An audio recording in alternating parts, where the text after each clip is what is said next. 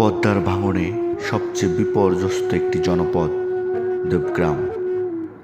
এখন বর্ষা চলছে, আর এই বর্ষা মানেই আতঙ্ক, মানেই ঘর ছাড়া জীবনের শুরু। কষ্ট বেড়েছে নদীপাড়ের মানুষের।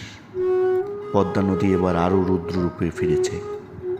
পার ধসে যাচ্ছে, মাটির নিচে চলে যাচ্ছে ভিটে মাটি। দুপুরে রান্না করা ভাত বিকেলে আর সেই ঘরই থাকে না। বাদ নেই, আশ্বাস আছে, বাস্তবতা নেই। চোখের সামনে বাড়ি গিয়ে লেখায় পদ্মা, আর মানুষ দাঁড়িয়ে দেখেও কিছু করতে পারে না। প্রতিবার একটু একটু করে সব কিছু শেষ হয়ে যায়, আর প্রতিবার মানুষগুলো নতুন করে কিছুহীন হয়ে ওঠে। ভাঙন শুধু মাটি নয়, মানুষও ভাঙে, সম্পর্কও ভাঙে। পদ্মা কারো চোখের পানি নিয়ে খুশি হয় না, সে পুরো জীবনটাই নিয়ে নেয়।